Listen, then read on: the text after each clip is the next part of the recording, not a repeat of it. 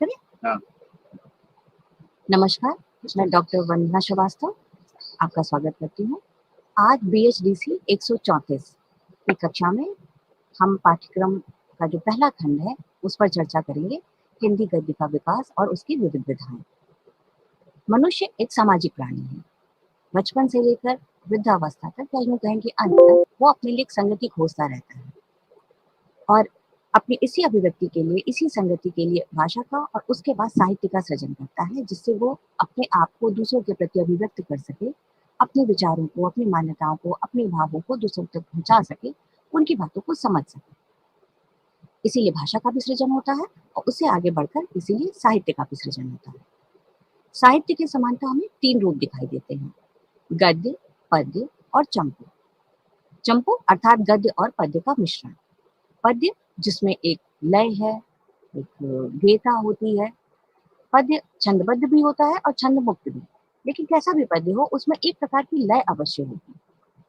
जबकि गद्य की जो भाषा है वो व्याकरण के अनुरूप होती है, लयात्मकता से पूर्णतः मुक्त होती है। अगर सामान्य शब्दों में हम कहें तो हम कह सकते हैं कि भाषा का वो रूप जो उसकी व्याकरणिक संरचना के सर्वाधिक नजदीक होता है वो गद्य कहलाता है। आधुनिक काल से पहले के साहित्य पर जब हम दृष्टि डालते हैं तो हमें दिखाई देता है कि उसमें पद्य की प्रधानता है। क्यों? क्योंकि गेयता और छंदबद्धता या फिर लय के कारण उसे याद रखना आसान था। मुद्रण की सुविधा नहीं थी। श्रुति परंपरा से ज्ञान और साहित्य के कोश को संचित रखने पर बल होता था, या ये उसकी जरूरत थी, इसलिए कंठस्थ करने पर बल था। और ज्ञान और साहित्य को आगे बढ़ाने में, कंठस्थ करने में काव्य की भाषा सहायक थी। ऐसा नहीं है कि गद्य रचना नहीं होती थी। संस्कृत साहित्य में अगर हम दृष्टि डालते हैं तो बाणभट्ट की कादम्बरी, पंडित विष्णु शर्मा का पंचतंत्र, कालिदास आदि के नाटक, ये सब गद्य रचनाएं ही हैं। लेकिन फिर भी प्रधानता काव्य की ही थी।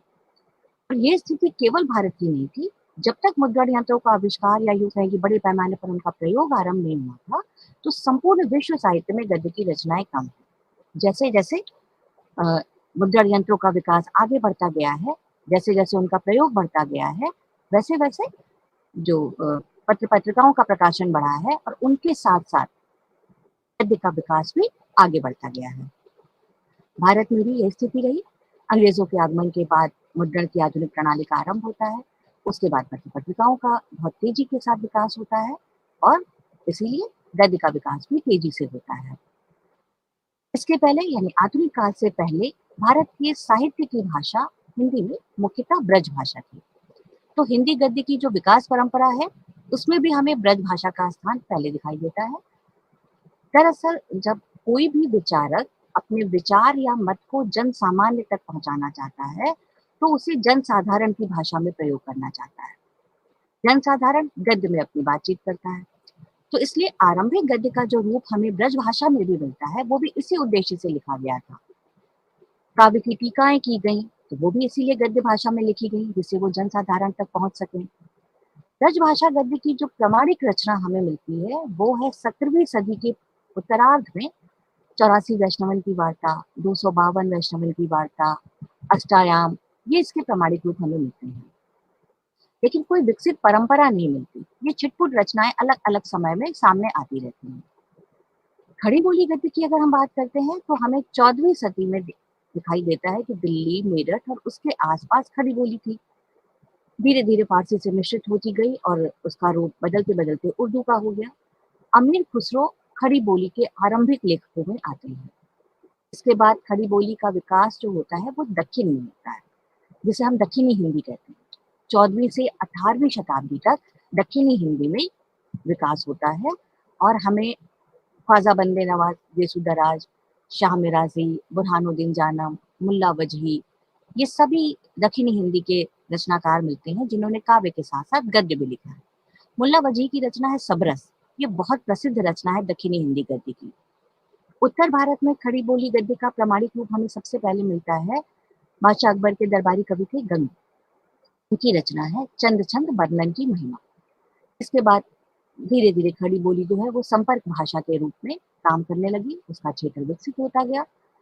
1741 तक हम पहुंचते हैं और हमें मिलते हैं पटियाला दरबार में राम प्रसाद निरंजनी जी। उनकी रचना आती है भाषा योग वशिष्ठ। इसके पश्चात 19वीं शती के उत्तरार्ध से खड़ी बोली की गद्य रचनाएं एक परंपरा के रूप में, विकसित रूप में हमारे सामने प्रमुख रूप से आती हैं। अर्थात इस तरह से कह सकते हैं हम कि अंग्रेजी साम्राज्य की स्थापना के बाद खड़ी बोली गद्य का विकास बहुत तेजी के साथ होता है। क्यों? अगर इसके कारणों की पड़ताल करें तो सबसे पहले जो बात हमारे सामने आती है वो है ईसाई मिशनरियां। उन्होंने अपने धर्म को जनता की भाषा में प्रचार करने की कोशिश की और इसके लिए उन्होंने छोटी-छोटी अपने धर्म प्रचार की पुस्तकें, बाइबल के अनुवाद, ये खड़ी बोली हिंदी में की। मुद्रण यंत्रों का प्रयोग आरंभ हो चुका था, तो तेजी से इस काम में आगे बढ़े। इसी के साथ-साथ जब ईस्ट इंडिया कंपनी भारत में अपना साम्राज्य बढ़ा रही थी, तो उसने मुद्रण, यातायात, संचार के साधन, इसका बहुत तेजी के साथ विकास किया।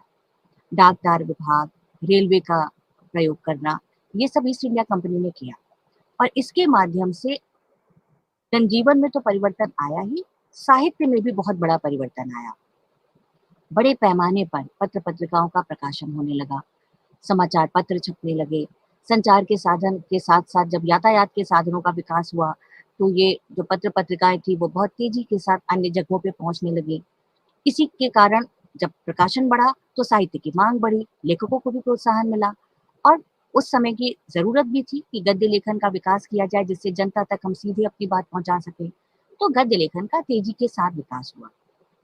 दूसरा जो एक और प्रमुख कारण इसके बाद दिखा है, वो है शिक्षा का विस्तार। अंग्रेजी शिक्षा पद्धति आरंभ हो गई, अंग्रेजी भाषा में शिक्षा दी जाने लगी और अंग्रेजी भाषा के माध्यम से पाश्चात्य सभ्यता और संस्कृति की जानकारी भारतीयों को हुई। अपनी परंपरा को, अपने समाज को, अपनी संस्कृति को एक नए नज़रिए से देखने का अवसर भी मिला। इसके साथ ही फोर्ट विलियम कॉलेज की स्थापना की गई। ये हिंदी के विकास में एक बड़ा कारण है। फोर्ट विलियम कॉलेज स्थापित होता है 1800 में। 1803 में उसमें भाषा विभाग का आरंभ हुआ और इसके बाद एक-एक करके बहुत सारे इसके विकास पे हम बाद में भी चर्चा करेंगे, किस तरह फोर्ट विलियम कॉलेज ने हिंदी गद्य के विकास में या हिंदी के विकास में योगदान दिया है। इसके साथ ही 1817 में ही कलकत्ता स्कूल बुक सोसाइटी की स्थापना हो चुकी थी। आगरा कॉलेज की स्थापना 1823 में हो गई। 1833 में आगरा स्कूल बुक सोसाइटी की स्थापना हो गई। यानी जो शिक्षा का विस्तार होता गया, उसके साथ-साथ इन सभी जगह हिंदी भाषा में शिक्षण आरंभ हुआ, तो उसके लिए बहुत सारी पुस्तकों की आवश्यकता हुई और हिंदी गद्य का विकास शुरू हुआ। एक और कारण जो सामने आता है, वो है समाज सुधार आंदोलन। पाश्चात्य सभ्यता और संस्कृति से संपर्क में आने के बाद अपनी सभ्यता और संस्कृति को देखते हुए उसमें सुधार के आंदोलन बहुत तेज हुए। ब्रह्म समाज की स्थापना, आर्य समाज की स्थापना, इसके साथ विवेकानंद जी का आगमन, अलग-अलग प्रकार से समाज में सुधार लाने की कोशिश हुई। इसके लिए जनता तक अपनी बात पहुंचाने के लिए सबने पत्रकारिता का सहारा लिया और इसके अलावा गद्य में अपनी रचनाएं की, जैसे सत्यार्थ प्रकाश। दयानंद सरस्वती जी ने अपनी रचना हिंदी गद्य में ही की। चंद्रराम फिल्लौरी जी का नाम आता है, जिन्होंने जो पंजाब से थे, जिन्होंने हिंदी में अपनी बात की, अपने धर्म प्रचार की पुस्तकें उन्होंने हिंदी भाषा में प्रकाशित करवाई। सभी ने पत्र निकलवाए, समाचार पत्रों का, पत्र-पत्रिकाओं का प्रकाशन किया। तो समाज सुधार आंदोलन ने भी गद्य के विकास में एक बड़ी भूमिका निभाई। हम बार-बार बात कर रहे हैं पत्र-पत्रिकाओं के प्रकाशन की, तो ये प्रकाशन के साथ ही गद्य का विकास तो होना ही था। हिंदी में पहला पत्र, जैसा कि हम सब लोग जानते हैं, उदंत मार्तंड है, जो पंडित जुगल किशोर शुक्ल जी ने कलकत्ता से निकाला था 1826 में। इसके बाद और भी बहुत सारे पत्र हिंदी में आए। हिंदी के पाठक पहले कम थे, धीरे-धीरे बढ़ते गए। इसके पश्चात बंगदूत का प्रकाशन, प्रजामित्र, फिर बनारस से जो हिंदी क्षेत्र का पहला पत्र कहा जाता है, शिव प्रसाद सितारे हिंद बनारस अखबार निकाला और फिर धीरे-धीरे लगभग हर एक राजनेता ने, हर एक दल ने और सभी प्रमुख साहित्यकारों ने हिंदी में पत्र और पत्रिकाओं का प्रकाशन किया। इसके माध्यम से भी गद्य का विकास बहुत तेजी से हुआ। हम बात करते हैं अब आरंभिक गद्य लेखन की। बात की थी हमने फोर्ट विलियम कॉलेज की। 1800 में फोर्ट विलियम कॉलेज स्थापित होता है। 1803 में इसमें भाषा विभाग बनता है और जॉन गिलक्राइस्ट का नाम आता है। इन्होंने भाषा को पढ़ाने के लिए और उसकी पाठ्य पुस्तकें तैयार करने के लिए भाषा मुंशियों की नियुक्ति की थी। ये जो 4 नाम है आरंभिक गद्य लेखन के, ये मील के पत्थर हैं जिन्होंने गद्य की शुरुआत करने में बहुत बड़ा योगदान दिया। इसमें नाम आता है श्री लल्लू लाल जी, इन्होंने लिखी प्रेम सागर। पंडित सदल मिश्र जी, इनका है नासिकेत उपाख्यान। सदा सुख लाल जी, इनकी रचना सुख सागर। और मुंशी इंशा अल्लाह खान, इनकी रचना है रानी केतकी की कहानी, जिसे उदयभान चरित भी कहा जाता है। ये चारों जो लेखक हैं और इनकी ये चारों रचनाएं अलग अलग प्रकार की हैं, अलग अलग भाषा मिजाज की हैं। यानी है तो खड़ी बोली हिंदी की, लेकिन उनका भाषा का जो चरित्र है वो अलग है। किसी में उर्दू फारसी मिश्रित है, किसी में संस्कृत निष्ठ शब्दावली है, किसी व्याकरण की अशुद्धियां में निश्चित रूप से अगर आज के रूप में हम देखते हैं तो मिलेंगी, लेकिन ये भाषा का आरंभिक रूप है और यहाँ से हिंदी गद्य को एक विकास की दिशा मिलती है। इस पर काम आरंभ हो जाता है। इसके बाद हमें दो और नाम मिलते हैं आगे, राजा शिव प्रसाद सितारे हिंद और राजा लक्ष्मण सिंह। इन दोनों लोगों ने हिंदी का जो रूप है उसको स्थिर करने में योगदान दिया। शिव प्रसाद सितारे हिंद भाषा विभाग में ही थे, इंस्पेक्टर के पद पर थे। तो इन्होंने जो भाषा लिखी वो उर्दू मिश्रित भाषा है। राजा भोज का सपना इनकी बहुत प्रसिद्ध कहानी है, जो पहली कहानियों की भी दावेदार है। हिंदी की पहली कहानी कौन सी है, इसके लिए बहुत सारी कहानियों को दावेदारी दी जाती है, तो उसमें राजा भोज का सपना भी है। इसी तरह शिव प्रसाद सितारे हिंद ने ही बनारस अखबार निकाला था, जो कोई भी हिंदी क्षेत्र से निकलने वाला पहला अखबार था। इसके अलावा राजा लक्ष्मण सिंह का नाम आता है, जिन्होंने उनका जो भाषा संबंधी दृष्टिकोण है वो राजा शिव प्रसाद सितारे हिंद से अलग है। इनकी भाषा में संस्कृत निष्ठ हिंदी है।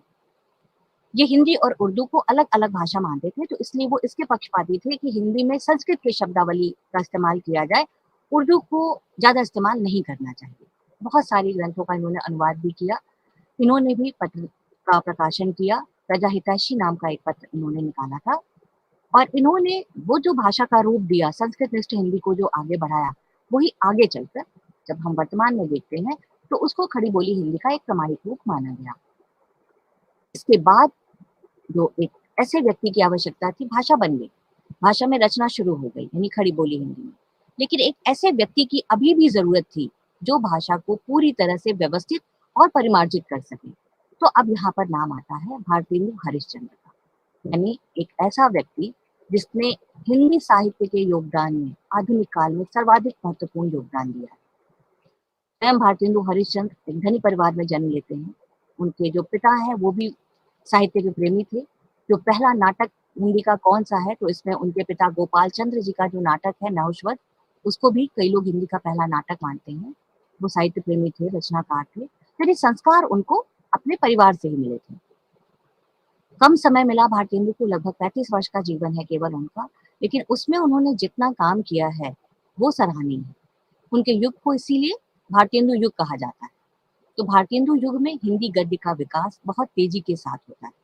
लगभग जितनी मुख्य विधाएं हैं, कहानी, उपन्यास, नाटक, निबंध, समीक्षा, इसके अलावा आत्मकथा, ये सभी विधाएं भारतेंदु युग में आरंभ हो जाती हैं एक साथ। स्वयं भारतेंदु ने पत्रिकाओं का प्रकाशन भी किया। उन्होंने कवि वचन सुधा निकाली, हरिश्चंद्र मैगजीन जो बाद में हरिश्चंद्र चंद्रिका के रूप में परिणित हुई, उसका संपादन भी किया। और इसमें उन्होंने गद्य के लेख, निबंध, इन सबको तो स्थान दिया ही, और जो भारतीय जनता तक अपनी बात पहुंचानी थी, जनमानस को तैयार करना था, जो उसको राष्ट्रीय चेतना उसमें जगानी थी, उसमें इन पत्र पत्रिकाओं का बहुत बड़ा योगदान है। पहली बार स्वदेशी की बात कहना, विदेशी वस्तुओं का बहिष्कार करना, जो गांधी ने जिसको आगे बढ़ाया, वो भारतेंदु हरिश्चंद्र ने कवि वचन सुधा में ही लिखा है।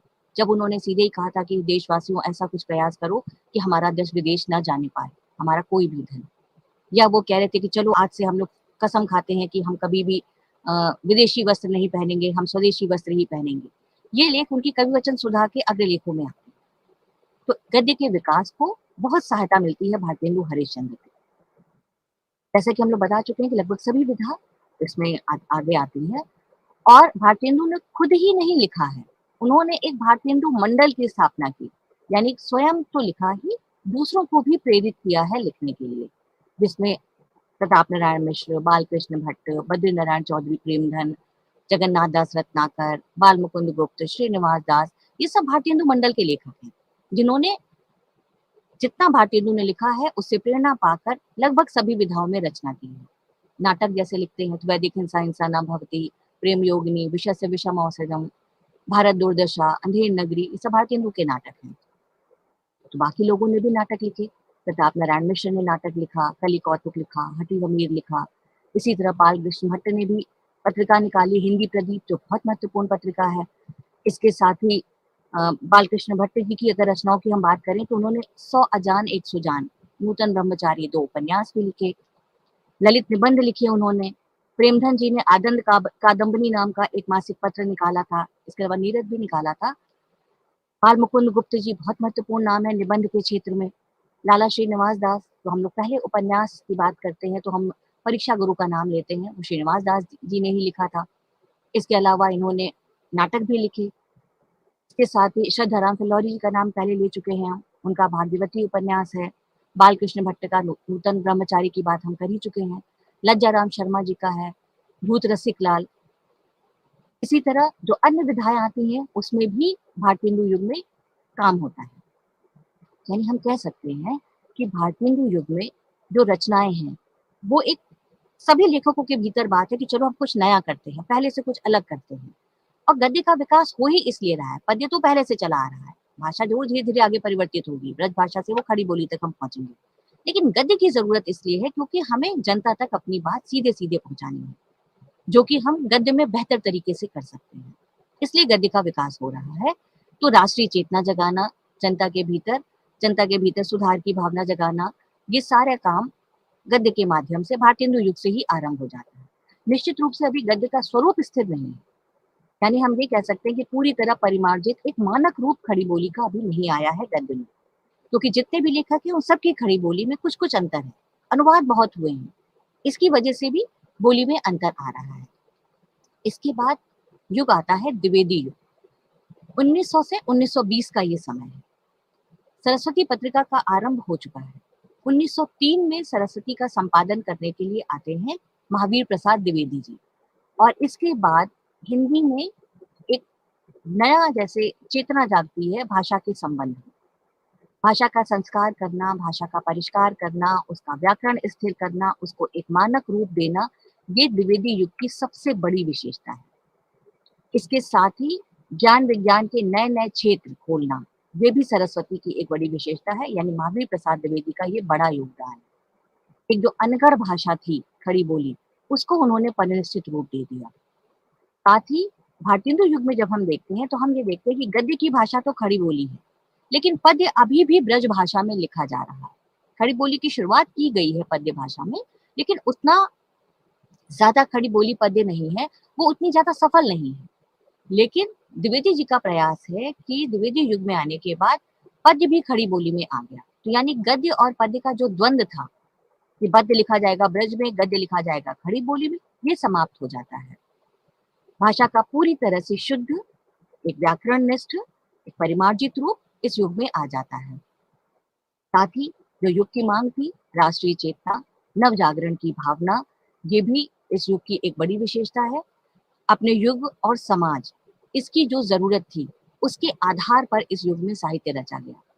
द्विवेदी जी विषय और व्याकरण दोनों के प्रति बहुत सचेत थे। लेखकों को कैसी रचना रचनी चाहिए, इसके लिए भी उन्होंने प्रेरणा दी। लेखकों को उनके या सरस्वती के माध्यम से या उनके माध्यम से बहुत बड़े बड़े लेखक साहित्य के क्षेत्र में आए। प्रेमचंद, मैथिली शरण गुप्त, माधव प्रसाद सप्रे, बाल मुकुंद गुप्त, नाथूराम शर्मा शंकर, हरिऔध जी, रामचंद्र शुक्ल जी, बड़े बड़े लेखक जो आगे बढ़कर अपना पूरा पूरा युग जिनके नाम से जाना गया, वो सब इसी युग में आते हैं और सरस्वती के माध्यम से महावीर प्रसाद द्विवेदी जी जिन्हें सामने लाते हैं। इस युग में खास तौर पे जो विधाएं विकसित हुई वो है उपन्यास, कहानी, निबंध और आलोचना। प्रेमचंद का आगमन इसी युग में होता है, तो उपन्यास और कहानी का विकास होता है। देवकीनंदन खत्री का योगदान बहुत अतुलनीय है हिंदी को, गद्य को आगे बढ़ाने में। भारतेंदु युग में ही उनकी चंद्रकांता आ चुकी थी, उसके बाद उनके जो और तिलस्मी अय्यारी उपन्यास हैं वो सामने आते हैं, जो गद्य का विकास यानी गद्य को प्रचलित करने में, गद्य को मनोरंजक बनाने के साथ साथ लोगों में पढ़ने वालों की जो पाठक संख्या है उसके विस्तार में इन रचनाओं का बड़ा योगदान है। इसी तरह किशोरी लाल गोस्वामी की बहुत सारी रचनाएं द्विवेदी युग में आती हैं। ऐतिहासिक उपन्यास लिखने वालों में बड़ा नाम है किशोरी लाल गोस्वामी का। इसी तरह वृंदावन लाल वर्मा की शुरुआत द्विवेदी युग में हो जाती है। फिर आगे बढ़ते हैं हम धीरे-धीरे, तो हमें जयशंकर प्रसाद दिखाई देते हैं, जो नाटक के क्षेत्र में बहुत बड़ा नाम है। इसके साथ ही कहानी, इसके साथ ही एकांकी और उपन्यास, ये सभी क्षेत्रों में जयशंकर प्रसाद का नाम मिलता है। बाल मुकुंद गुप्त, जिनकी शुरुआत तो भारतेंदु युग से है, लेकिन इनकी निबंध के क्षेत्र में रचना बहुत महत्वपूर्ण है। शिव शंभू के चिट्ठे, ये जो शिव शंभू के चिट्ठे है, ये जो पत्र निकालते थे, उसमें लॉर्ड कर्जन की नीतियों के खिलाफ बहुत खुलेआम लिखते थे। उन पे व्यंग करते थे, उन पे कटाक्ष करते थे, और वही बात धारावाहिक रूप में प्रकाशित होता था। यानी हर एक अंक में एक शिव शंभू शर्मा के नाम से, छद्म नाम से आता था। इसको ही बाद में निबंध संग्रह के रूप में लिया गया। बहुत महत्वपूर्ण ये कृति है। इसी तरह रामचंद्र शुक्ल आते हैं, जो समीक्षा और आलोचना के क्षेत्र में बहुत बड़ा नाम है, जिनके नाम से समीक्षा का युग जाना जाता है, शुक्ल युग। तो ये सारी चीजें द्विवेदी युग में आगे बढ़ती जाती हैं। इसके बाद हम आगे बढ़ते हैं और हम आते हैं एक-एक विधाओं को अगर लेते जाएँ, तो लगभग हम बात कर रहे हैं उपन्यास की, जिसमें प्रेमचंद के साथ-साथ किशोरीलाल गोस्वामी को, वृंदावन वर्मा को, या एक और नाम इसमें छूटना नहीं चाहिए, वो है हरिऔध जी का, अयोध्या सिंह उपाध्याय हरिऔध। इन्होंने 2 ही उपन्यास लिखे हैं, ठेठ हिंदी का ठाठ और अधकिला फूल। ठेठ हिंदी का ठाठ जो है, इसको मुहावरों की पाठ्य पुस्तक कहा जाता है। यानी इस उपन्यास में इसकी रचना ही इसलिए हुई है कि विद्यार्थियों को मुहावरे सिखाए जा सकें, मुहावरों का प्रयोग सिखाया जा सके। तो ये एक बड़ा नाम है। इसके अलावा कहानी में, जैसा कि हमने बताया, प्रसाद जी का नाम आता है। अब आप निबंध आलोचना की बात कर चुके हैं, तो हम सीधे प्रेमचंद युग पर आ जाते हैं। और प्रेमचंद युग और उनके बाद यानी प्रेमचंदोत्तर युग, दोनों को अगर हम एक साथ लेकर चलेंगे, तो हम ये देखेंगे कि प्रेमचंद एक ऐसे व्यक्ति हैं जिन्होंने कहानी, उपन्यास, नाटक, निबंध, जीवनी हर क्षेत्र में काम किया है, और हर क्षेत्र में उत्कृष्ट काम किया है।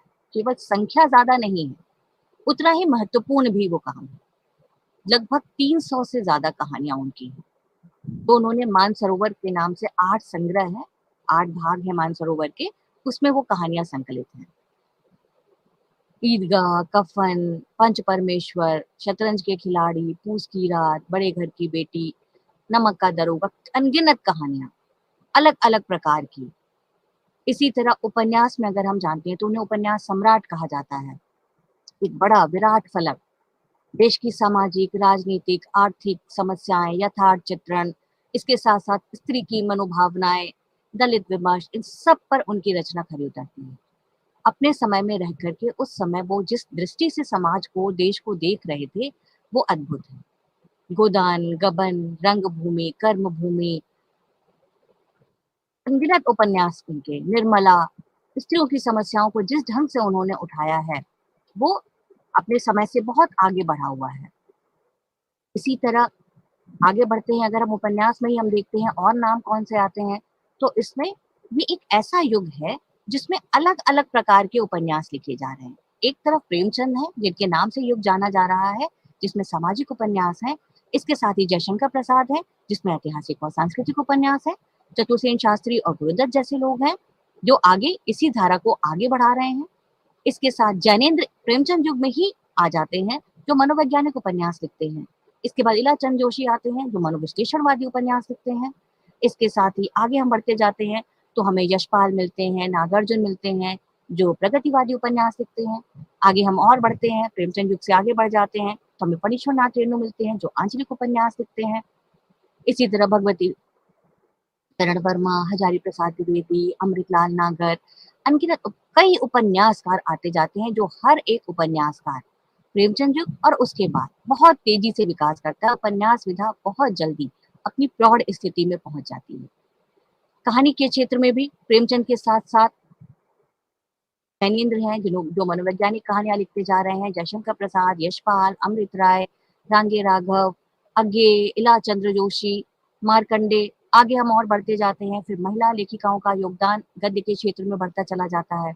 उषा प्रियंवदा, मन्नू भंडारी, कृष्णा सोबती, अ चित्रा मुद्गल, निरुपमा या अलका सरावगी, शशि प्रभा शास्त्री, जैसे-जैसे हम आगे बढ़ते जाते हैं और आज तक न जाने कितनी महिला कथाकार इसमें जुड़ती चली जाती हैं।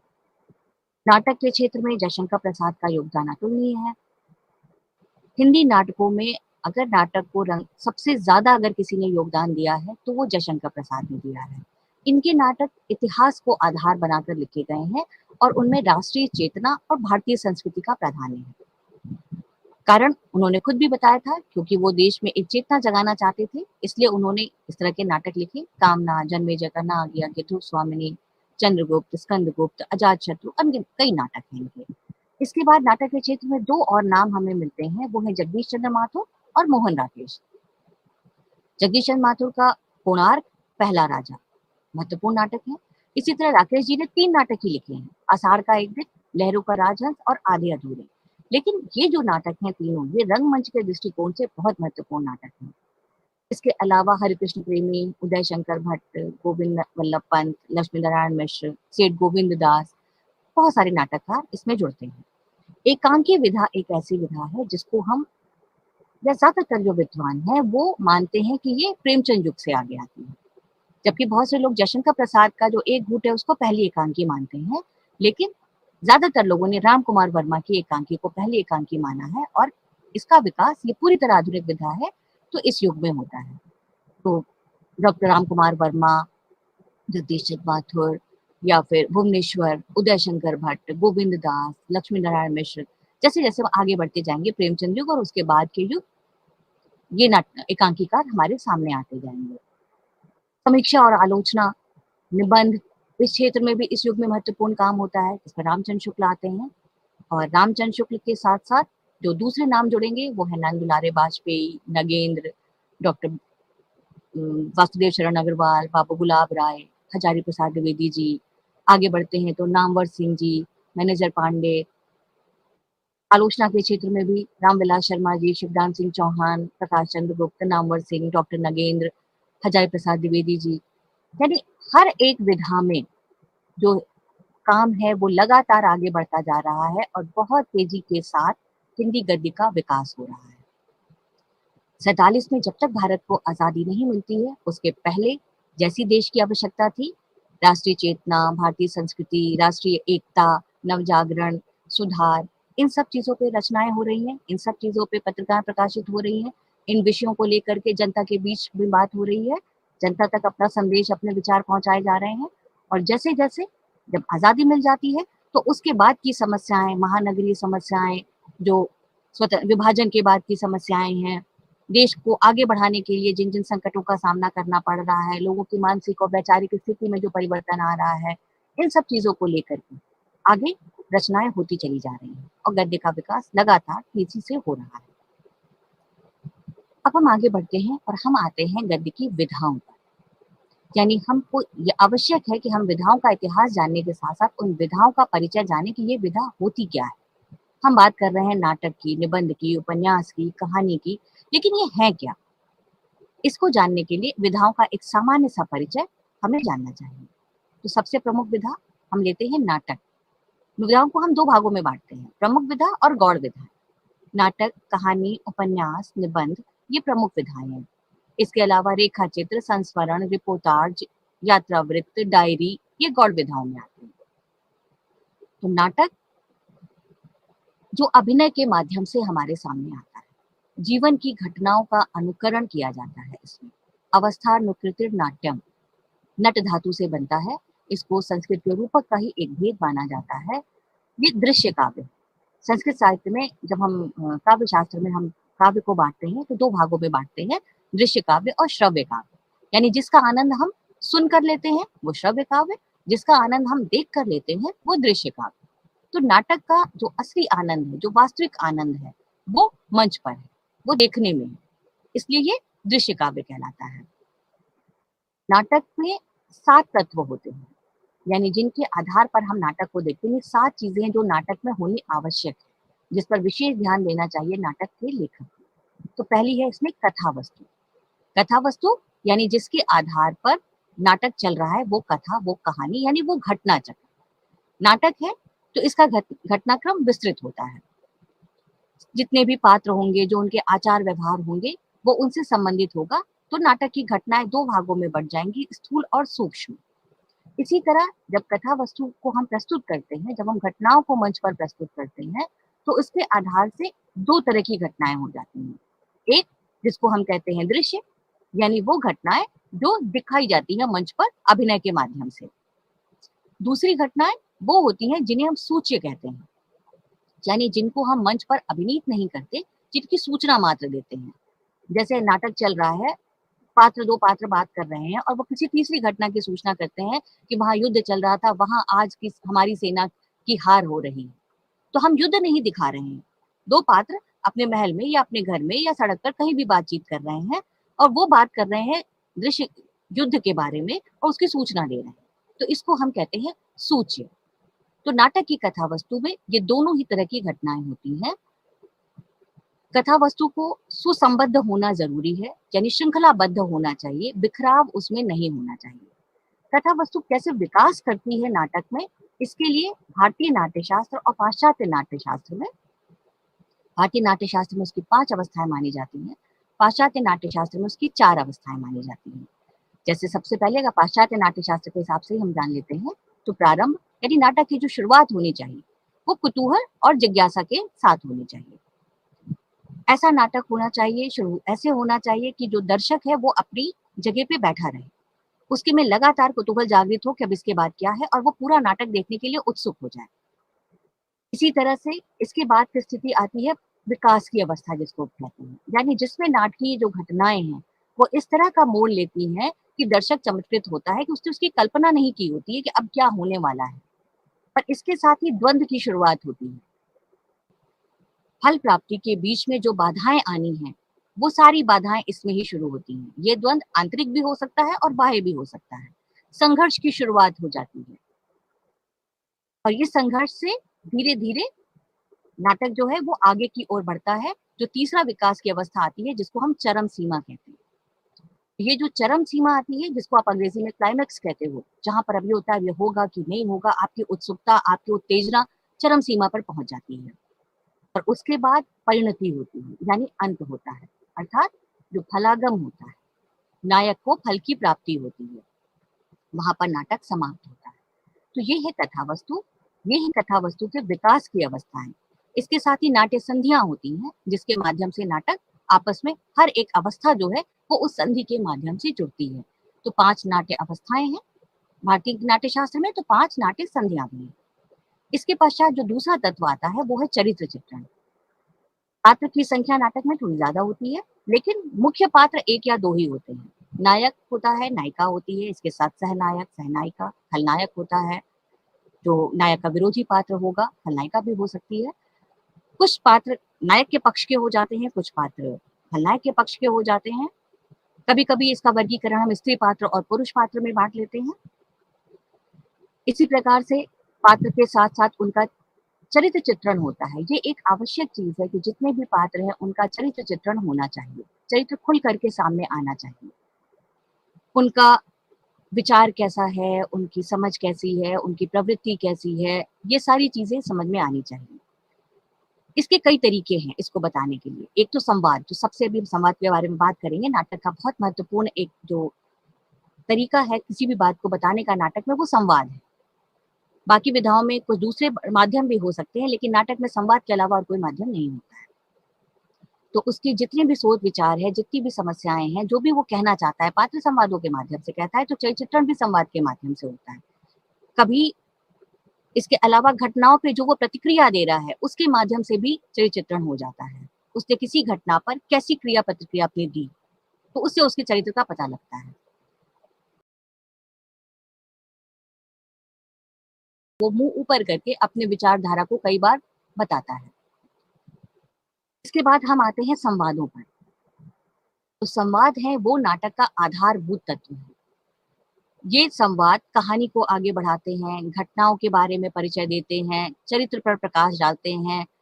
2 पात्रों के आपसी जो वार्तालाप है, उससे किसी तीसरे पात्र का चरित्र पता चल रहा होता है। पूर्व दीप्ति में पहले क्या हो चुका है, ये भी संवाद बताते हैं, आगे क्या होने वाला है, ये भी संवाद बताते हैं। तो संवाद एक महत्वपूर्ण आधार स्तंभ है नाटक का, इसलिए संवाद को लिखते समय नाटककार को बहुत सचेत रहना चाहिए। संवाद को हमेशा पात्रों के अनुकूल होना चाहिए, उसकी आयु, उसका वर्ग, उसकी जाति, उसकी शिक्षा, उसका स्थान किस जगह का है, इसके आधार पर संवाद लिखने चाहिए। इसके बाद आता है देशकाल वातावरण। संवादों में एक चीज और है, नाटक में जो खास तौर पे होती है वो है स्वगत कथन, यानी जब पात्र अपने आप से बातें करता है। तो स्वगत कथन की योजना बहुत ज्यादा नहीं करनी चाहिए, वो कभी कभी नीरस होने लगता है। तो इसके बाद अब हम अगले तत्व पर आते हैं, जिसमें आता है देश काल वातावरण, यानी नाटक कहाँ पर घटित हो रहा है, वो समय, वो स्थान। यानी तीन चीजें हैं, कार्य, समय और स्थान, जिसको हम संकलन त्रय कहते हैं। इन तीनों में संगति बहुत आवश्यक है। जिस जगह का नाटक है, यानी जिस स्थान से संबंधित है, वो स्थान उसके परिवेश में आता है और नाटक में उसका दृश्य दिखाई देना चाहिए। अगर हमारा नाटक कश्मीर से संबंधित है तो हमें कश्मीर मंच पर दिखना चाहिए, पर उसके सेट में भी यानी दृश्य योजना में भी दिखना चाहिए।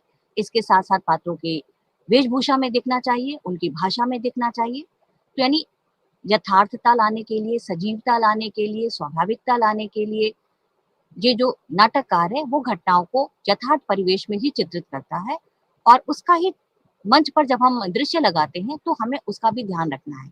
गांव का अगर दृश्य है तो हमें खेत खलिहान प्रकृति का चित्र उस तरह से लगाना होगा, अगर शहर का है तो उस हिसाब से लगाना होगा। तो ये होता है देश काल वातावरण। इसके बाद हम आते हैं भाषा पर। भाषा आधार है किसी भी विधा का, साहित्य की। तो स्वाभाविकता, रोचकता और सजीवता, साथ ही विषय के अनुकूल और पात्र के अनुकूल, ये भाषा के गुण है। नाटक में जो एक अलग तत्व है जो बाकी किसी विधा में नहीं है एकांकी के अलावा, वो है अभिनेता। यानी रंगमंच पर खेला जाना है नाटक को, तो हमें रंगमंच के अनुकूल नाटक की रचना करनी चाहिए। प्रसाद के नाटकों पर कई बार ये आरोप लगता है कि वो रंगमंच के अनुकूल नहीं है, क्योंकि उसकी दृश्य योजना में परेशानी है। एक बार पहला दृश्य अगर शमशान का है और उसके बाद आप सीधे एक महल का, राजमहल का दृश्य लगाते हैं, तो इतनी जल्दी दूसरा दृश्य लगाना आसान नहीं होता। सेट को तैयार करना थोड़ा मुश्किल होता है। तो ऐसे आरोप लगते हैं। तो रंग मंच के लिए लेखक नाटक लिख रहा है तो उसको इन चीज़ों का ध्यान रखना चाहिए। लेखक अपनी तरफ से रंग निर्देश करता है। तो रंग निर्देश का मतलब होता है जिसमें वो बताता है कि पात्र की आयु कितनी होगी, पात्र लगभग कैसे रूप, रंग, आकार, प्रकार का होगा, उसने वस्त्र कैसे पहने होंगे। कई बार वो पात्र के हाव-भाव भी बताता है कि उसने ताली बजाकर ये कहा, अब वो चलते हुए तेज़ी से वो चलने लगा। इस तरह की भी निर्देश करता है। इसके साथ-साथ वो निर्देशक के लिए भी रंग निर्देश करता है, जिसमें वो ये बताता है कि कमरा अगर है तो किस तरह का बना है, दरवाज़ा किधर खुलता है, कमरे में क्या-क्या वस्तुएँ हैं, तख़्त है, कुर्सी है, मेज़ है, कहाँ रखी है, किस दिशा में रखी है। तो ये भी रंग निर्देश वो करता है।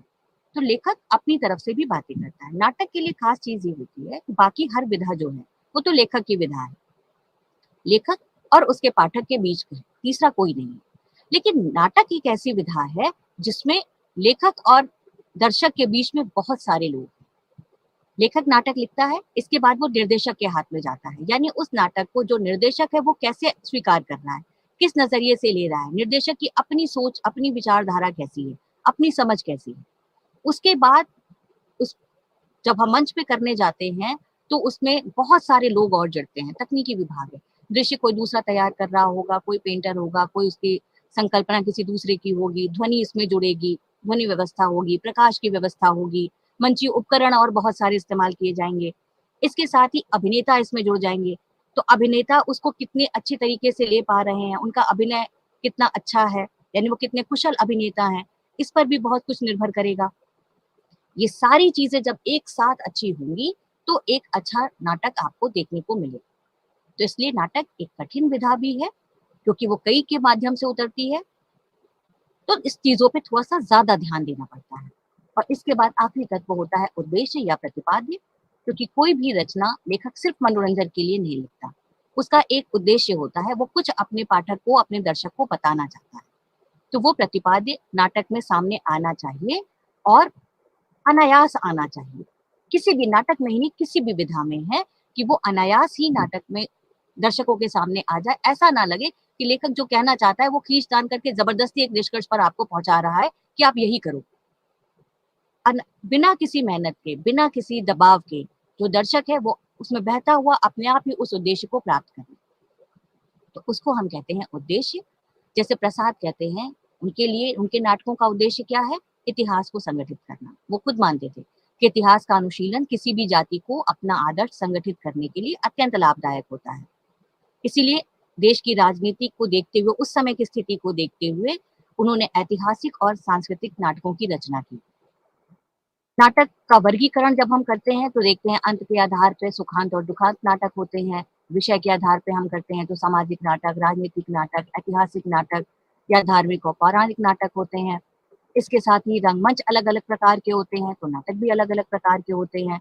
जैसे खुला रंगमंच होता है, बॉक्स वाला रंगमंच होता है, एक रंगमंच होता है जिसमें चारों तरफ से जो खुला हुआ है, बीच में पात्र कर रहा है, अभिनय हो रहा है और चारों तरफ लोग बैठे हुए हैं दर्शक, तो उसके हिसाब से आपको अ, अभिनय करना होता है। एक चक्राकार रंगमंच होता है जिसको रिवॉल्विंग स्टेज कहते हो, जिसमें एक साथ आप कई सेट तैयार कर लेते हो, दृश्य तैयार कर लेते हो और स्टेज को घुमा दिया जाता है, तो उसके आधार पे नाटक लिखे जाते हैं। तो यानी जो नाटक है वो कई प्रकार के हो सकते हैं। नाटक जैसे-जैसे आधुनिक काल में हम आते हैं, कुछ नाटक के क्षेत्र में 2 नई विधाएँ इसमें जुड़ जाती हैं। एक रेडियो नाटक, जो जो मंच वाले नाटक हैं, उनसे अलग हो जाता है। क्योंकि मंच के नाटक में हम जब अभिनय करते हैं, तो अभिनय होता है कायिक यानी आंगिक, वाचिक, सात्विक और आहार्य 4 प्रकार का अभिनय होता है। आंगिक अभिनय जो शरीर से आप करते हो, आपका हाथ हिलाना, आँखों की भाव-भंगिमा, चेहरे का जो भाव है, चलना, रुकना, इसके माध्यम से आंगिक अभिनय। दूसरा होता है वाचिक अभिनय, स्वर का उतार-चढ़ाव, तो उसके माध्यम से अभिनय होता है और तीसरा होता है सात्विक यानी आँसू निकलना, पसीना आ जाना, चेहरा लाल हो जाना, काँपने लगना, ये जो होता है, ये सात्विक अभिनय में आता है। और आहार यानी वेशभूषा, आभूषण, इन सब को देख कर के। तो जब हम मंच पे करते हैं तो ये चारों चीज़ें जुड़ती हैं और अभिनय में साथ देती हैं। लेकिन जब हम रेडियो नाटक देखते हैं, तो उसमें केवल आपके पास वाचिक अभिनय हो सकता है। अगर आपको एक गरीब व्यक्ति दिखाना है, तो आप मंच पर दिखाओगे तो उसको फटे पुराने कपड़ों में दिखा दोगे। किसी को दुखी दिखाना है तो दिखेगा आपको कि किसी के आँसू बह रहे हैं, आपको पता लग जाएगा कि वो दुखी है। लेकिन आप रेडियो नाटक में कैसे दिखाओगे? तो इसमें केवल और केवल वाचिक अभिनय होगा, साथ ही संवादों का रोल बढ़ जाएगा क्योंकि ये सूचनाएँ भी आपको संवादों के माध्यम से देनी है और इसके अलावा जो ध्वनि व्यवस्था है, यानी जो संगीत है, उसका रोल रेडियो नाटक में बहुत बढ़ जाता है। संगीत के माध्यम से आप सुख का, दुःख का, उत्तेजना का, युद्ध के जो प्रसंग हैं, जो आप मंच पर नहीं दिखा सकते, मंच पर तो आप देख लोगे, रेडियो नाटक में कैसे युद्ध होगा, तो ये चीज़ें आप पार्श्व संगीत के माध्यम से दिखाते हैं। तो इसलिए संगीत का रोल बढ़ जाता है इसमें। इसी तरह दूरदर्शन में नाटक जो होते हैं, वो निर्भर करते हैं कैमरे पे। कैमरे की आँख से हमें हर एक चीज़ को देखना होता है। तो कौन-सी चीज़ कैमरे में कैसी दिखाई दे रही है, इसके आधार पर यानी उसमें तकनीक और भी ज़्यादा विस्तृत हो जाती है। और दूरदर्शन के नाटक में एक सुविधा ये भी होती है कि उसमें आप कई टेक ले सकते हैं। जब हम रंगमंच पर नाटक करते हैं तो अभिनेता और दर्शकों का सीधा संबंध है, प्रत्यक्ष संबंध है। अगर गलती हो गई तो हो गई, आप सुधार नहीं सकते। लेकिन दूरदर्शन पर जो नाटक दिखाई जाते हैं, जिसको आप धारावाहिक के रूप में देखते हैं या एक अंक के भी होते हैं, तो उसमें आप कई वो पहले से क्योंकि हो चुके रहते हैं, उनकी रिकॉर्डिंग आप दिखा रहे होते हैं, तो वो सुधार की गुंजाइश बनी रहती है। तो ये हो जाता है नाटक। इसके बाद हम आते हैं एकांकी पर। जैसा कि हमने बताया था कि आधुनिक विधा है, बहुत सारे लोग संस्कृत से संबंध जोड़ते हैं, तो उपरूपक की परंपरा है उससे, लेकिन आधुनिक एकांकी से ही एकांकी को लिया जाता है क्योंकि पाश्चात्य एकांकी के आधार पर हम इसको देखते हैं, तो सभी तत्व समान हैं। बाकी एकांकी में जैसे नाटक के हैं, ध्यान बस ये रखना है क्योंकि एकांकी 1 अंक की होती है। उसमें दृश्य 2 या 3 हो सकते हैं, ज़्यादातर 1 ही होते हैं, लेकिन अंक 1 ही होता है। तो इसमें संक्षिप्त कथा होती है, एक घटना, एक कोई संघर्ष, एक प्रेरणा होती है। मुख्य पात्र 1 होगा या बहुत से बहुत 2 होंगे, यदि पात्र संख्या भी कम होगी, हर एक चीज़ उसके हिसाब से कम होती जाएगी। बहुत ज़्यादा सुगठित होनी चाहिए एकांकी, नहीं तो वो बिखर जाएगी और फिर वो लंबी हो जाएगी। एकांकी के लिए कहा जाता है कि वो 45 मिनट से लेकर 1 घंटे में खत्म हो जानी चाहिए। तो इसलिए इसमें जीवन का द्वंद और संघर्ष इन दोनों को लेकर चलते हैं और 5 की जगह इसमें 3 या 4 अवस्थाएँ ही होती हैं। एक घटना होती है, राम कुमार वर्मा कहते हैं कि एकांकी में एक घटना होती है और वो नाटकीय कौशल से बहुत तेज़ी से चरम सीमा तक पहुँच जाती है। यानी एक स्थान, एक कार्य, एक समय में होगा। इसके बाद हम सीधे आगे बढ़ते हैं, बाकी तत्व उसके उसी तरीके से रहेंगे जैसे नाटक के हैं, बस हमें ध्यान ये रखना है कि हर एक तत्व को ज़्यादा कॉम्पैक्ट, ज़्यादा सुगठित होना चाहिए। अब हम आते हैं उपन्यास पर, सबसे लोकप्रिय विधा, उपन्यास जिसमें हमारे जीवन का प्रतिबिंब हमारी ही भाषा में हमारे ही सामने रखा जाता है। प्रेमचंद उपन्यास को मानव चरित्र का चित्र मानते हैं। उपन्यास भी ऐतिहासिक, सामाजिक, राजनैतिक, रूहानी, मनोवैज्ञानिक मनोविश्लेषणवादी, प्रगतिवादी, भिन्न भिन्न प्रकार के होते हैं। सारे तत्व उपन्यास में वैसे ही हैं जैसे नाटक में है, अभिनेता का तत्व इसमें नहीं होगा। इसमें भी कथा वस्तु में एक आधिकारिक कथा होगी जो मुख्य कथा होती है। इसके अलावा सहायक कथाएं या प्रासंगिक कथाएं हो सकती हैं।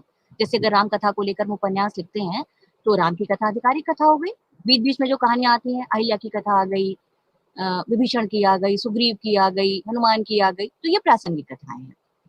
इसके बाद कथानक का विकास कैसे होगा, ये लगभग उसी तरीके से होता है जैसे नाटक में होता है। फिर हम आते हैं पात्र और चरित्र चित्रण पर। पात्रों की संख्या कितनी होगी, ये हर उपन्यासकार की अपनी एक क्षमता है जिसके आधार पर वो पात्रों का निश्चय करता है कि वो कितने पात्र लेगा। प्रमुख पात्र और गौड़ पात्र इसमें भी होते हैं। स्त्री पात्र पुरुष पात्र में बांट सकते हैं हम। चरित्र चित्रण अनिवार्य रूप से होना चाहिए हर पात्र का। पात्रों के चरित्र विकसित होने चाहिए। दो तरह के पात्र होते हैं, एक स्थिर चरित्र के, एक विकसनशील चरित्र के। स्थिर चरित्र जिनका चरित्र जैसा हमें शुरू में दिखाई देता है वो अंत तक वैसे ही रहते हैं, और विकसनशील चरित्र वाले पात्र जो समय के साथ बदलते जाते हैं। जैसे मानव जीवन में होता है कि एक बच्चा पहले किसी और चरित्र का हो सकता है, कोई बहुत चुप रहता है पहले, लेकिन बड़े होने के बाद हम देखते हैं कि वो बच्चा बहुत मुखर हो गया।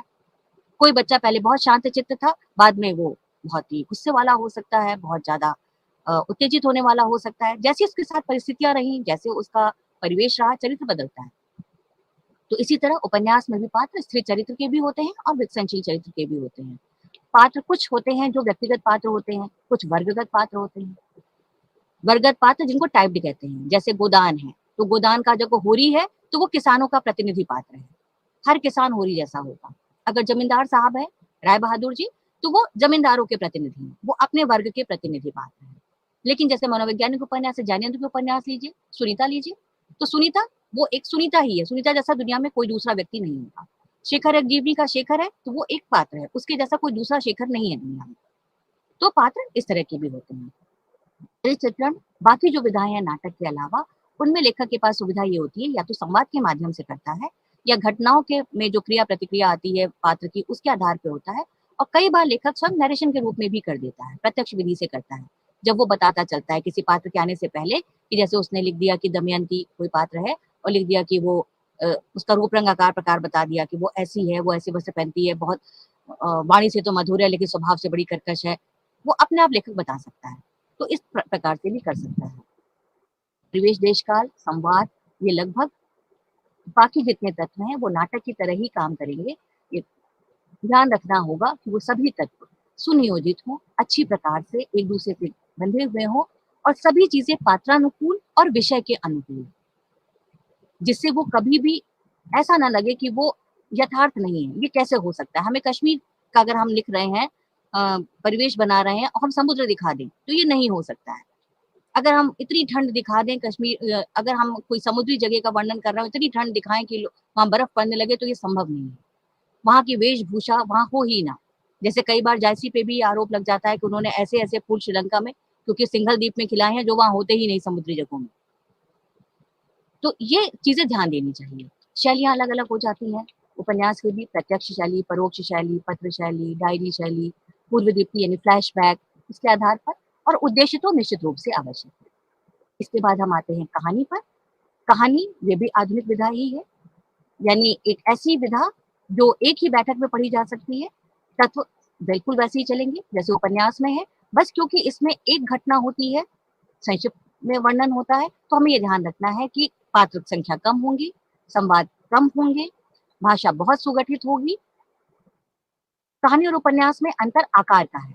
उपन्यास बड़ा होता है, कहानी छोटी होती है। उपन्यास में जीवन का व्यापक फलक पर चित्रण होता है, कहानी में एक अंश का चित्रण होता है। पात्र संख्या उपन्यास में ज्यादा होती है, कहानी में कम होती है। विस्तार उपन्यास में ज्यादा है, कहानी में सांकेतिकता ज्यादा है। कहानी में लघु कथा एक बिल्कुल नई विधा आई है, जिसमें हम ये देखते हैं, लघु कथा का मतलब छोटी कहानी नहीं है। जैसे छोटा उपन्यास कहानी नहीं है, कहानी अलग विधा है। इसी तरह लघु कथा भी एक अलग विधा है। इसमें और भी ज्यादा ध्यान देने की जरूरत होती है, क्योंकि बहुत कम शब्दों में कुछ पंक्तियों में अपनी बात कहनी होती है। बहुत तेजी से अंत की ओर ये कहानी बढ़ जाती है, तो इसमें व्यंग का सहारा ज्यादा लिया जाता है, प्रतीकात्मकता ज्यादा होती है, घटना विहीन होती है और विवरण विहीन होती है। ये बिल्कुल आधुनिक विधा है। तो कन्हैयालाल मिश्र प्रभाकर या सतीश दुबे, जगदीश कश्यप, विक्रम सोनी, रमेश बत्रा, ये आधुनिक कहानीकार हैं जो लघु कथाएं लिख रहे हैं। इसके बाद एक महत्वपूर्ण विधा आती है निबंध। निबंध यानी एक ऐसी विधा जिसमें साहित्यकार अपने मन में उठने वाले विचारों को लिखित रूप में लिखता है। ये गद्य की सबसे कठिन विधा मानी जाती है। गद्य को माना जाता है, अगर वो साहित्यकार के लिए सबसे मुश्किल है गद्य लिखना, तो गद्यकारों में भी निबंध लिखना सबसे मुश्किल है। इसीलिए रामचंद्र शुक्ल उसको गद्य की कसौटी मानते हैं। इसमें जो विषय का प्रतिपादन है वो एक निजीपन के साथ किया जाता है। एक बिखराव नहीं होना चाहिए, संबद्धता होनी चाहिए, संगति होनी चाहिए। इसके साथ ही लेखक का अपना निजीपन उसमें दिखाई देता है, अपना व्यक्तित्व उसमें दिखाई देता है। भाषा शैली का बहुत निर्भर करता है निबंध, किस तरह की भाषा हम ले रहे हैं। चाहे हम संस्कृत लिस्ट लें, चाहे हम उर्दू लिस्ट लें, चाहे हम बोलचाल के निकट लें, कैसी भी लें, लेकिन उस भाषा को गठित जरूर होना चाहिए। इसके साथ ही व्यास शैली में लिखें या समाज शैली में लिखें, भेद निबंध के इसके आधार पर भी किए जाते हैं। वर्णनात्मक निबंध, विवरणात्मक निबंध, इसके आधार पे आगे हम चलें तो तारात्मक निबंध आते हैं, अलग अलग कोटि के हैं। विषय प्रधान और विषयी प्रधान होते हैं, यानी जिसमें विषय प्रधान है या लेखक का अपना व्यक्तित्व प्रधान है। इसके आधार पे आलोचना की बात हम करते हैं तो ये भी एक आधुनिक विधा है, जिसमें किसी भी कृति के गुण और दोषों का विवेचन हम करते हैं। केवल गुण और दोष नहीं, ये जरूर ध्यान रखना है कि इसमें पूर्वाग्रह नहीं होना चाहिए। पूरी तटस्थता के साथ, पूरी ईमानदारी के साथ ये काम होना चाहिए और समालोचक को विद्वान होना, उस विषय का ज्ञाता होना आवश्यक है। आलोचना सैद्धांतिक आलोचना होती है जिसमें हम किसी सिद्धांतों की आलोचना करते हैं, और व्यवहारिक आलोचना जिसमें हम सिद्धांतों के आधार पर किसी कृति या किसी और की आलोचना करते हैं। इसके साथ साथ अब गौड़ विधाएं होती हैं, जैसे रेखा चित्र और संस्मरण, यानी किसी व्यक्ति, वस्तु, स्थान का हूबहू शब्द चित्र खींचना इस तरह से कि पाठक के मन में वो एक पिक्चर जैसी एक चित्र सामने आ जाए, उसको हम कहते हैं रेखा चित्र। और किसी अपने या किसी दूसरे व्यक्ति के जीवन में जो घटना बीत चुकी है उसको याद करके उसके बारे में लिखना संस्मरण कहलाता है। इस संस्मरण में जरूरी ये होता है कि लेखक का उस व्यक्ति के साथ या उस घटना के साथ अपना एक व्यक्तिगत संबंध हो। रेखा चित्र के लिए जरूरी नहीं होता कि उसका आपका व्यक्तिगत संबंध हो। रेखा चित्र भूत, भविष्य या वर्तमान तीनों का हो सकता है, लेकिन संस्मरण में हमेशा अतीत का ही होगा। आप याद करके ही चीजों को लिख रहे हैं। रेखा चित्र में लेखक का अपना व्यक्तित्व सामने नहीं आता, लेकिन संस्मरण में अपना व्यक्तित्व भी सामने आता है। इसके बाद महादेवी वर्मा का इसमें बहुत महत्वपूर्ण नाम है। इसके अलावा राहुल सांकृत्यायन है, कन्हैया लाल मिश्र प्रभाकर, शांति प्रिय द्विवेदी, ये लोग ऐसे व्यक्ति हैं जो रेखा चित्र और संस्मरण लिखते हैं। इसके बाद हम आते हैं आत्मकथा और जीवनी पर। आत्मकथा यानी जब अपनी कथा लेखक खुद लिखता है, और जीवनी जिसमें कोई दूसरा व्यक्ति है, दूसरा एक जिसको हम नायक बना रहे हैं, और उसके जीवन का पूरा विवरण क्रम से हम दे रहे हैं। जीवनी आत्मकथा लेखक को ध्यान ये रखना चाहिए, क्योंकि खुद के बारे में लिख रहा है तो वो अपने प्रति पूर्वाग्रही ना हो, केवल अपने लिए अपने गुणों के बारे में ही ना लिखे, अपने दोषों के प्रति भी तटस्थ रहे और उनका भी वर्णन करे। और जीवनी लेखक कई बार होता है कि हम उससे हमारा निकट संबंध होता है, और कई बार ऐसा होता है जब हमारा उससे निकट संबंध नहीं होता है तो भी हम उसके बारे में लिखते हैं। तो हमें उसके बारे में सारी जानकारी अच्छे से लेनी चाहिए। उस समय की पुस्तकें उसके बारे में लिखी गई, या उसकी स्वयं की लिखी हुई पुस्तकें जो उसके समय के संस्मरण हैं, या अगर हम कहीं जगह पे जा रहे हैं तो उसके बारे में जितने ऐतिहासिक तथ्य मिल सकते हैं वो सारे हमें इकट्ठा करना चाहिए। ये जरूरी नहीं है आत्मकथा और जीवनी दोनों में ही कि हम सारी घटनाओं का वर्णन करें। हम कुछ महत्वपूर्ण घटनाएं ले सकते हैं जिनके माध्यम से उस व्यक्ति के जीवन में कोई मोड़ आ रहा हो, या उसके चरित्र की कोई जानकारी मिल रही हो। देखिए, प्रामाणिकता बहुत जरूरी है इन दोनों ही विधाओं में। बनारसी दास जी को उनका जो अर्ध कथानक है उसको हिंदी की पहली आत्मकथा माना जाता है। इसके अलावा भारतेंदु हरिश्चंद्र ने आत्मकथा लिखी, कुछ आप बीती कुछ जग बीती। हरिवंश राय बच्चन की आत्मकथा, राहुल सांकृत्यायन की आत्मकथा है। अमृत राय ने कलम का सिपाही जीवनी लिखी प्रेमचंद की। विष्णु प्रभाकर ने शेखर एक जीवनी आवारा मसीहा लिखी, जो उन्होंने शरद चंद पे लिखी हुई है। इस तरह से ये रचनाएं आज भी चल रही हैं, बहुत तेजी से इन पर काम आगे बढ़ रहा है। यात्रा वृत्त इसके बाद, और रिपोर्टाज, ये दो और विधाएं हैं। यात्रा वृत्त जिसमें हम यात्रा में जो देखे गए स्थान है उनका वर्णन करते हैं, और रिपोर्टाज जो रिपोर्ट से बनता है जिसमें हम तो साहित्यिकता का फुट लाते हैं। यानी कोई युद्ध है, महामारी है, अकाल है, ऐसी कोई विभीषिका है और जिसका मतलब हमें केवल सूचना नहीं देना है। हम अखबार के लिए रिपोर्ट नहीं तैयार कर रहे। हम वो रिपोर्ट तैयार कर रहे हैं इसलिए कि जिससे हम रिपोर्टार्स को दे सकें। तो ये आपकी विधाएँ होती हैं। आज का हमारा ये पाठ्यक्रम यहाँ पर समाप्त होता है। धन्यवाद।